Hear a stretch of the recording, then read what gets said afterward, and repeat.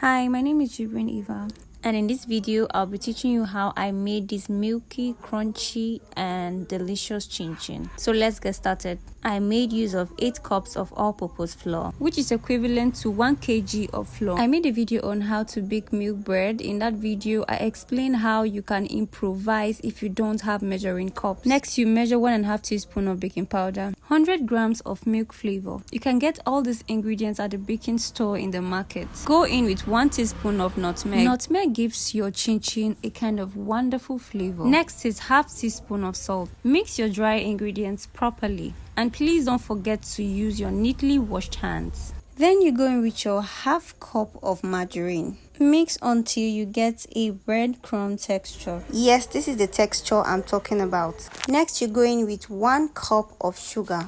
You mix and pour in 3 medium-sized eggs. After mixing, you pour in 1.5 cup of milk. One thing I noticed is that the consistency of your dough is going to depend on the brand of flour you're using. So in case your dough is still strong, you can just go in with water bit by bit until you get a soft consistency. Not too soft, not too hard. This is the kind of dough you should have. You don't need to knead your dough. All you need to do is make sure your ingredients are mixed properly. Then you cover and allow your dough to rest for 10 to 15 minutes. So after 15 minutes, you bring out your dough, dust your surface, and cut your dough into different sizes so you'll be able to roll out comfortably. But it's okay if you can roll the whole thing at once. The way you roll out your dough will determine the thickness or thinness of your chin chin, depending on your preference. So here I'm trying to cut out the shapeless sides in order to get an even size. This is also not compulsory. Afterwards, you get your knife or your cutter to cut your chin chin based on the shapes you prefer.